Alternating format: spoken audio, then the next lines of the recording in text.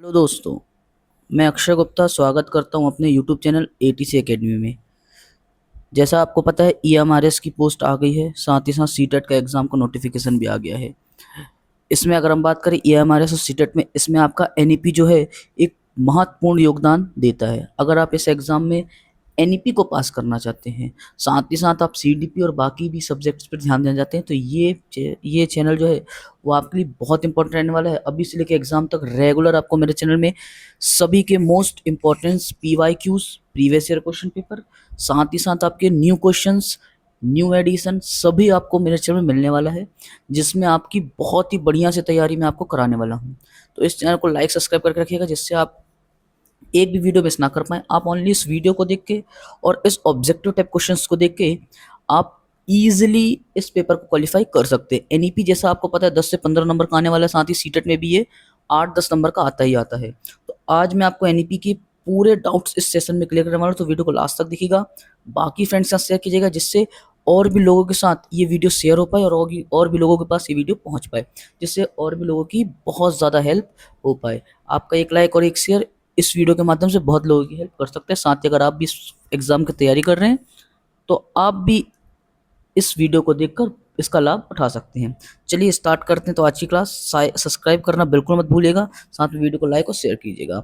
अगर हम पहला क्वेश्चन जाने तो एनईपी, तो सबसे पहले अपन जान लेते हैं एनईपी का पूरा नाम क्या है। तो एनईपी का पहला पूरा नाम आपका आता है नेशनल एजुकेशन पॉलिसी। देखिए बहुत ही बढ़िया क्वेश्चन आपके पास रहने वाले हैं, जिससे आपके कई क्वेश्चंस, आपके बहुत सारे डाउट, साथ साथ में आपके डाउट्स भी क्लियर इसके अंदर करते जाऊंगा। तो एनईपी का अगर हम बात करें, तो एनईपी का फुल फॉर्म तो सबसे पहले आपको पता होना चाहिए। एनईपी का फुल फॉर्म क्या होता है? तो एनईपी का फुल फॉर्म होता है नेशनल एजुकेशन पॉलिसी। ठीक है। अब अगर हम बात करें सबसे पहले कि जो शिक्षा नीति है, शिक्षा नीति किसी एनईपी को ही अपन शिक्षा नीति कहते हैं। तो कहता है एनईपी 2020 2020 में जो लागू की गई थी, इसमें 10+2 शिक्षा का नया पैटर्न क्या है। पहले जो चलता था वो 10+2 सिस्टम चलता था, मतलब बच्चा 10वीं तक क्लास में पढ़ेगा, साथ ही साथ उसके बाद 2 साल उसका क्या 11th और 12th क्लास करेगा। लेकिन अब इससे अलग करके इसका पैटर्न चेंज कर दिया गया है। इसमें पैटर्न को रखा गया है 5+3+3+4। इसका अगर मैं आपको पूरा फॉर्मेट बताऊं याद करने का तरीका, तो पहले आपका जो 5 साल है बच्चा, वो आपका 5 साल बच्चा शिशु जो रहता है वो शिक्षा ग्रहण करेगा। इसके बाद 3 साल उसका रहेगा, 3 साल में वो फिर 6वीं 7वीं और 8वीं पढ़ेगा, और लास्ट के जो 4 साल है उसमें 9th 10th 11th और 12th उसके अंदर रहने वाले हैं। तो इस प्रकार आपके परीक्षा का पैटर्न इसमें तैयार किया गया है। तो मतलब अब की जो शिक्षा नीति है उसके अंतर्गत आपको जो याद रखना है वो क्या याद रखना है, 5+3+3+4। ये नया सिस्टम है जो आपकी शिक्षा नीति 2020 में लाया गया है। बहुत इंपॉर्टेंट क्वेश्चन रहने वाला है, इसको थोड़ा आप ध्यान दीजिएगा, ये क्वेश्चन आता ही आता है। नेक्स्ट अगर हम बात करें तीसरी बात, तो नई शिक्षा नीति 2020 में मानव संसाधन विकास मंत्रालय को क्या नाम दिया गया था। तो आपके अकॉर्डिंग आपके अकॉर्डिंग भाई, जैसा भी आपको पता है कि आपके एग्जाम में ये आने वाला है, तो इसमें अगर आपका ऐसे क्वेश्चन शामिल होंगे तो आपका एग्जाम का पैटर्न, आप इससे रिलेटेड और भी क्वेश्चंस आसानी से सीख पाएंगे। तो देखिए क्वेश्चन क्या है, नई शिक्षा नीति 2020 में मानव संसाधन विकास मंत्रालय को क्या नाम दिया गया। तो मानव संसाधन विकास मंत्रालय को शिक्षा मंत्रालय का आपने नाम दिया गया है।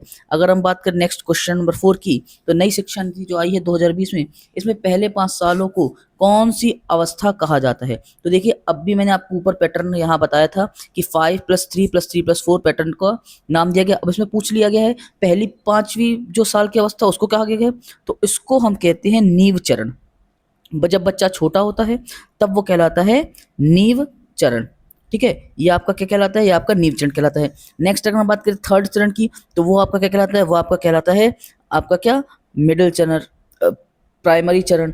फिर नेक्स्ट आपका आता है मध्य चरण, और लास्ट में आता है आपका क्या जो होता है सेकेंडरी स्टेज। तो ये 4 स्टेज में आपको बांटा गया है। अगर हम बात करें नई शिक्षा नीति, तो जब इसमें कौशल विकास पाठ्यक्रम किस वर्ग से शुरू होगा। तो नई शिक्षा नीति में जो कौशल विकास का पाठ्यक्रम है, ये बच्चों के लिए क्लास 6 से रखा गया है।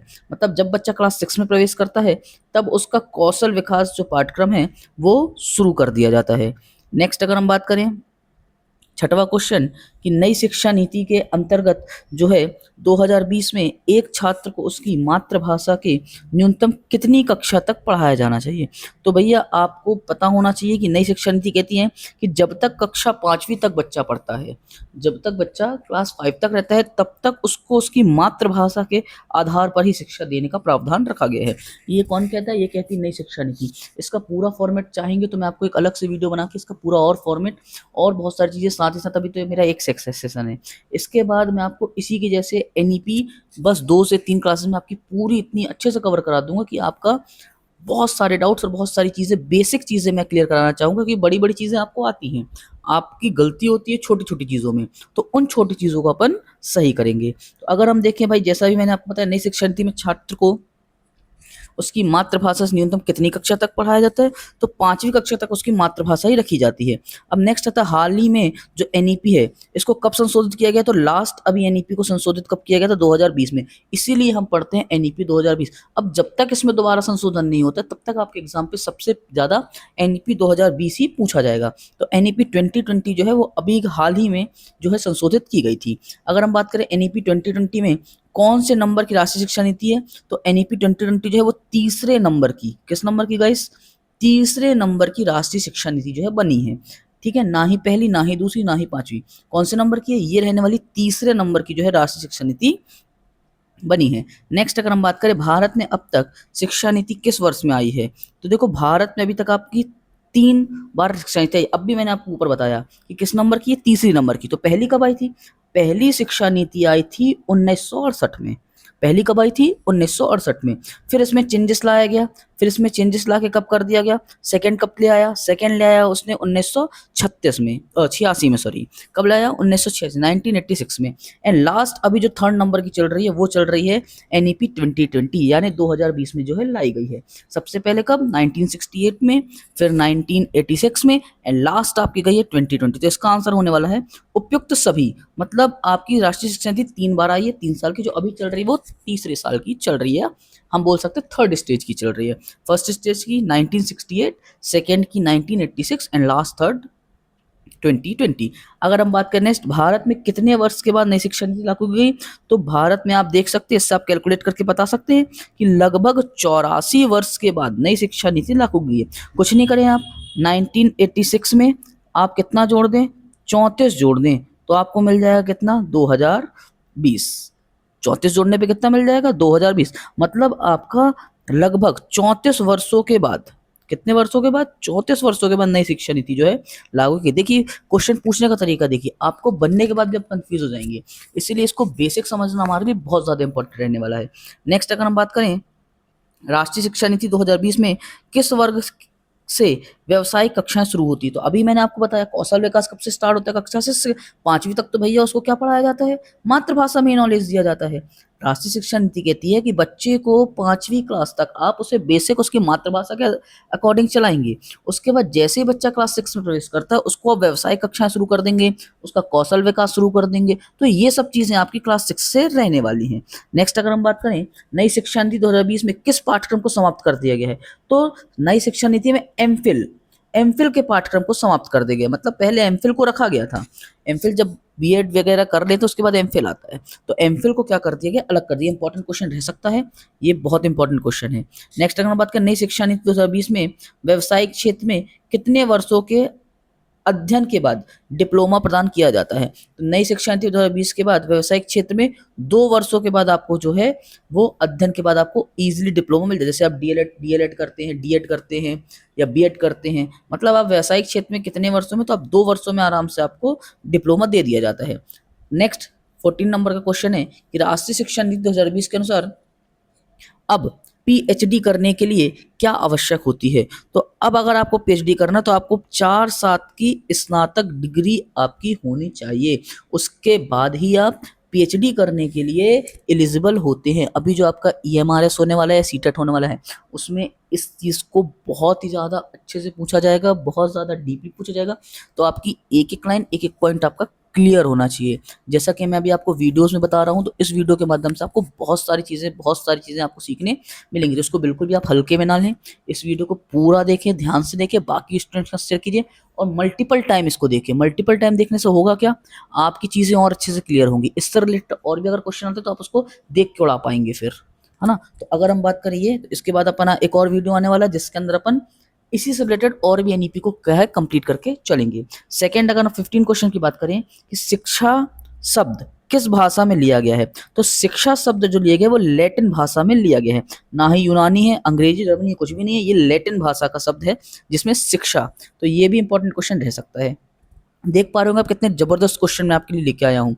देखिए नेक्स्ट आता है एनईपी, नेशनल एजुकेशन पॉलिसी 2020 या नई शिक्षा नीति 2020 किसने तैयार की थी। मोस्ट इंपॉर्टेंट क्वेश्चन है कि इसको बनाने वाले कौन थे। ये सबसे पहले बनाने वाले थे के कस्तूरी रंजन समिति। ये एक समिति है जिनके अंदर इस शिक्षा नीति का निर्माण किया गया था। तो एनईपी 2020 को बनाने वाले थे कौन, के कस्तूरी रंजन समिति, इनने ये पूरी तैयार की थी।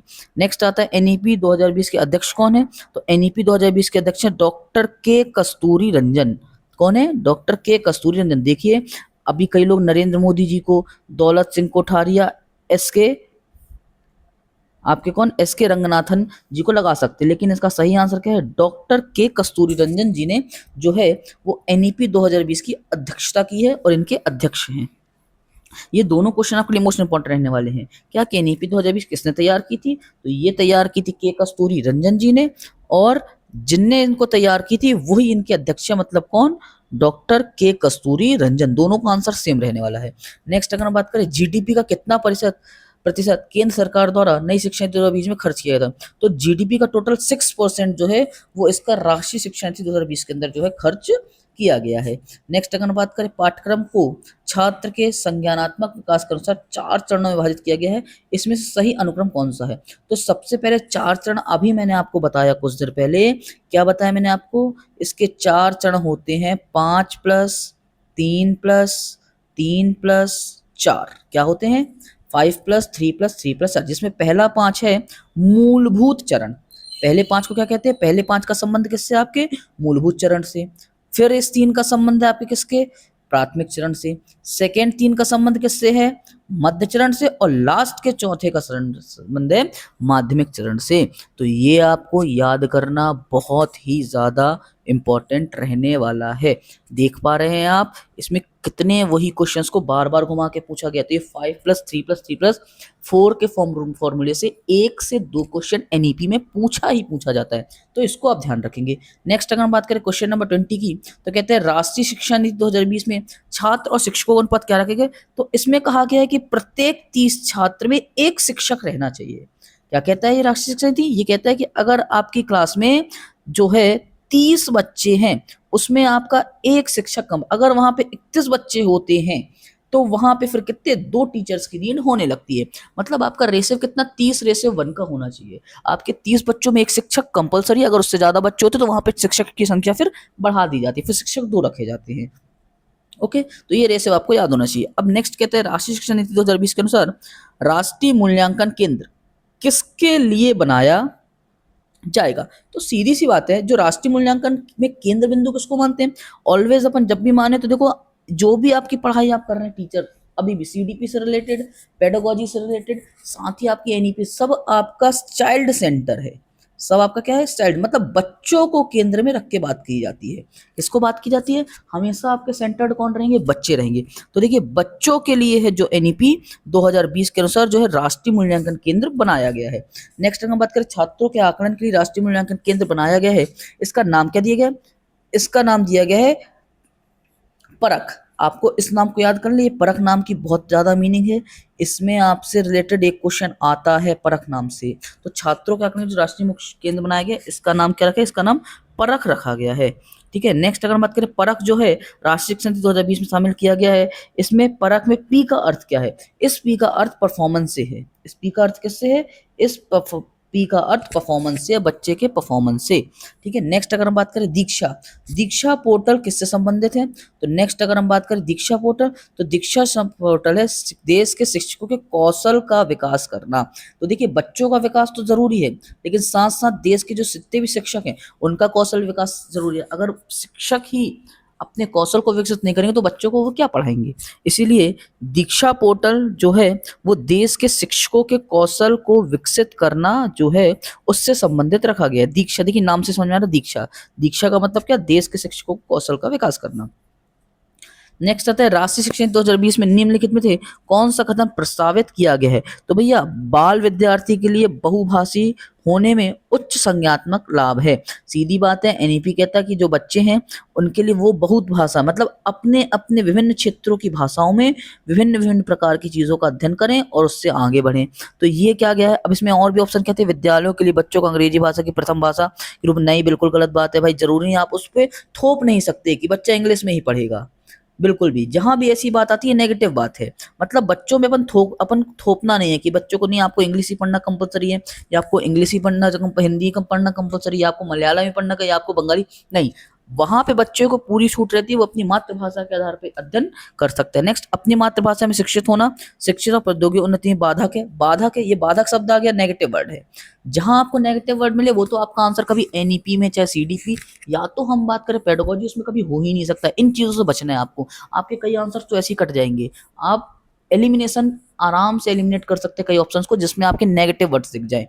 नेक्स्ट क्या आता है? थर्ड, बाल विकास के विद्यार्थी बहुभाषी होने में उच्च संज्ञानात्मक। देखो संज्ञानात्मक, जहां बच्चों के लाभ की बात करें, संज्ञानात्मक की बात करें, संज्ञानात्मकता की बात करें, बहुभाषीवाद की बात करें, ये आपके पॉजिटिव वर्ड्स होते हैं, तो यही आंसर रहने वाला है।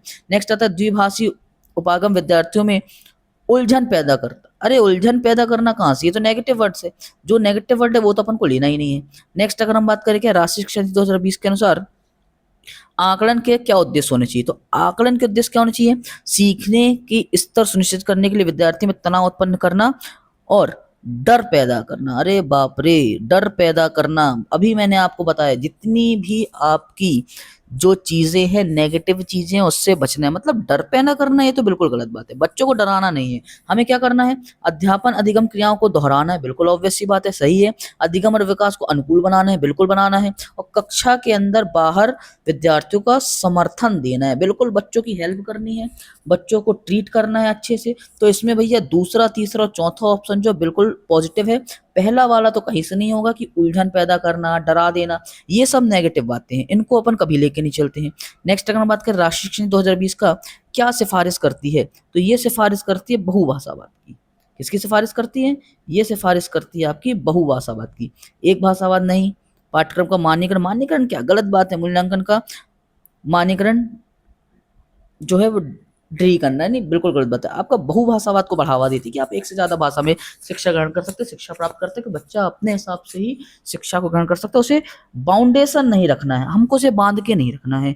नेक्स्ट हम बात कर राष्ट्रीय शिक्षा नीति 2020 में प्रस्तावित बदलाव कौन सा है?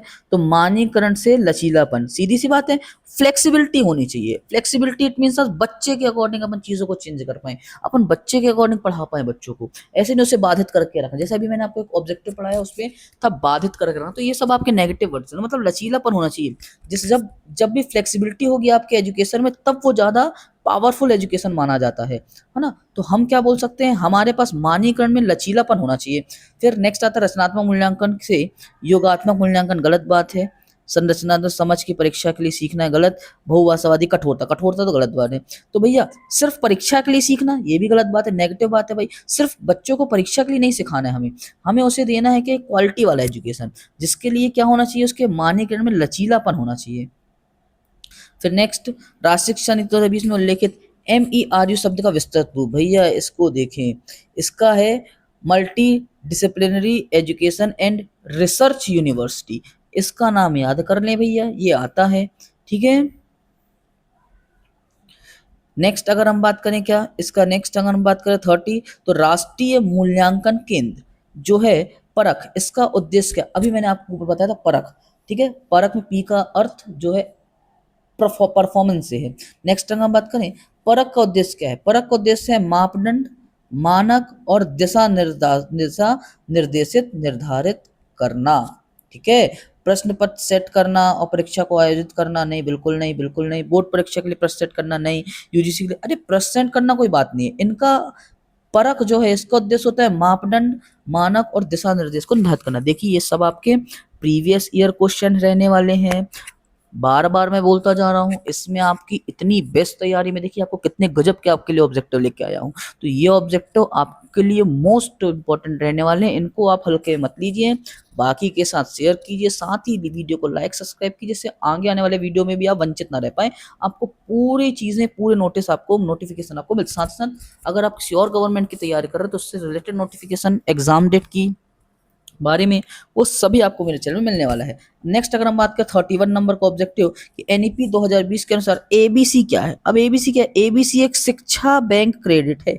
एबीसी क्या है? एक शिक्षा बैंक क्रेडिट है। आई बात समझ में आपको? इतना आप समझ पा रहे होंगे। नेक्स्ट अगर हम बात करें 32 नंबर का ऑब्जेक्टिव कि एनईपी 2020 के अनुसार एबीसी का फुल फॉर्म क्या है। एबीसी अब भी मैंने आपको बताया, ऊपर क्या बताया? शिक्षा बैंक क्रेडिट। क्या बताया मैंने? शिक्षा बैंक क्रेडिट। अब इसका पूरा नाम है एकेडमिक बैंक ऑफ क्रेडिट। इसका पूरा नाम क्या आने वाला है? इसका पूरा नाम आने वाला है एकेडमिक बैंक ऑफ, देखिए इसी से रिलेटेड कितना पास का पूछा गया है, एकेडमिक बुक ऑफ क्रेडिट। तो नहीं भैया, बुक ऑफ क्रेडिट नहीं, इसका नाम क्या है? Bank of credit. बैंक से रिलेटेड है एबीसी। एबीसी किससे रिलेटेड है? बैंक। ए का मतलब एकेडमिक, बी का मतलब बैंक ऑफ, सी का मतलब क्रेडिट। ओके, हिंदी में बोले तो शिक्षा बैंक क्रेडिट। नेक्स्ट, राष्ट्रीय शिक्षा नीति 2020 की प्री स्कूल स्तर 3 के लिए उपयोग की गई परिभाषा शब्दावली क्या है? बाल वाटिका। सीधी सी बात है, प्री स्कूल को हम बाल वाटिका कहते हैं, बाल विकास नहीं कहते हैं, बालवाड़ी भी नहीं कहते, आंगनवाड़ी भी नहीं कहते। इसको क्या कहते हैं? बाल वाटिका शब्द से डिनोट करते हैं। किससे? प्री स्कूल को, जो 3 साल का होता है, इसको हम क्या कहते हैं? बाल वाटिका। ठीक है। नेक्स्ट अगर आता है राष्ट्रीय शिक्षा 2020 में स्कूल शिक्षा के किस स्तर पर, चरण पर बच्चों के बीच शिक्षण के न्यूनतम स्तर का उल्लेख किया गया है? तो प्राथमिक शिक्षा। प्राथमिक शिक्षा के अंदर जो है वो बच्चे के शिक्षण के न्यूनतम स्तर का उल्लेख किया गया है। नेक्स्ट 35 नंबर का क्वेश्चन कि राष्ट्रीय शिक्षा नीति 2020 की शुरुआती कक्षाओं में बच्चों को किस प्रकार के क्रियाकलाप के अवसर देना चाहिए? तो भैया सीधी सी बात है, बच्चा जिस पे सीख पाए, जिज्ञासा हो पाए उसको, तब तो पढ़ाई मन लगा पाएगा।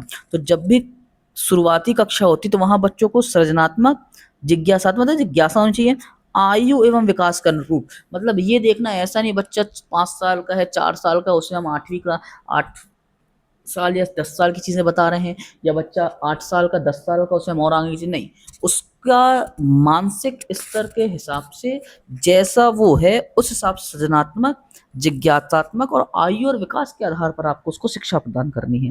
ठीक है। घर की जाने वाली गृह आधारित नहीं, विषय आधारित नहीं, नहीं नहीं, इसमें क्या है? इसमें सीधा सा आंसर सृजनात्मक, जिज्ञासात्मक और आयु के विकास कर। अब राष्ट्रीय शिक्षा 2020 के द्वारा अनुशासित स्कूल शिक्षा का संरचना क्या है? अब भी मैंने आपको बताया, जब से बताता जा रहा हूँ, 5+3+3+4, इसको रट लीजिए, याद कर लीजिए, समझ लीजिए। ये क्वेश्चन आपके लिए इससे रिलेटेड बहुत सारी चीजें आने वाली हैं। ठीक है, तो आपके लिए ये बहुत ज्यादा इंपॉर्टेंट रहने वाला है। नेक्स्ट अगर हम बात करें सामाजिक आर्थिक रूप से वंचित समूह के छात्रों का अवधारणा सुनिश्चित करने के लिए राष्ट्रीय शिक्षा 2020 प्रस्तावित करता है पाठ्यक्रम शिक्षा क्षेत्र। तो भैया कैसा होना चाहिए? संलग्न और संदर्भित होना। कैसा होना चाहिए? संदर्भ और संदर्भित होना चाहिए। परीक्षाओं पर केंद्रित नहीं, हम बच्चों को सिर्फ परीक्षाओं पर केंद्रित नहीं कर सकते, अभी मैंने आपको बताया था। पाठ्य पुस्तक नहीं, चाइल्ड सेंटर्ड होनी चाहिए। ये भी आप जब आप सीटेट की अभी तैयारी करेंगे वो उसके लिए भी ये मोस्ट इंपॉर्टेंट क्वेश्चन है। आपके क्वेश्चन सेम रहने वाले हैं, चाहे एनईपी 2020 की, चाहे हम सीटेट की बात करें, चाहे हम केंद्रीय विद्यालय की बात करें, चाहे हम बात करें ईएमआरएस की, या दुनिया में किसी भी टीचर एग्जाम की, जहां भी आपका एनईपी 2020 आता है उससे रिलेटेड यही क्वेश्चन जो है वो मोस्ट इंपॉर्टेंट रहने वाले हैं। इसका सेकंड पार्ट भी आपको बहुत जल्दी आने वाला है, तो उसके लिए अपन तैयार रहेंगे। 1 से 2 दिन में आपका, कल या परसों तक, वो भी आपका पार्ट आ जाएगा। अगर हम बात करें नेक्स्ट की, तो 38 नंबर क्वेश्चन क्या है कि राष्ट्रीय शिक्षा नीति जो है, ठीक है, 2020, उसमें से कौन सा कथन प्रस्तावित होता है? इसमें पहला है अपनी मातृभाषा में शिक्षित होना, शैक्षिक होना प्रौद्योगिकी में बाधक है। फिर आ गया बाधक शब्द, भैया हो ही नहीं सकता। ठीक है। विद्यालयों को बच्चों को अंग्रेजी भाषा की प्रथम भाषा के रूप में, नहीं भैया, सिर्फ अंग्रेजी भाषा गलत बात है।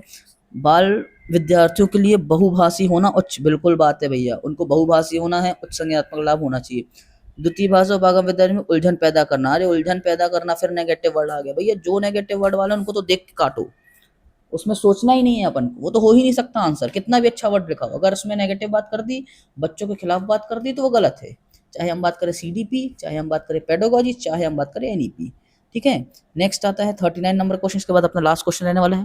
तो अगर आप यहाँ तक पहुंच चुके हैं मेरी वीडियो देख के, तो लाइक सब्सक्राइब जरूर कीजिएगा, बाकी लोगों को शेयर कीजिएगा, बाकी लोगों की हेल्प कीजिएगा, और मजे से पेपर दीजिएगा। साथ ही साथ इससे रिलेटेड और भी जितनी चीजें हैं वो भी आपको मेरे चैनल में मिलती रहेगी, तो लाइक और सब्सक्राइब जरूर करके जाइएगा।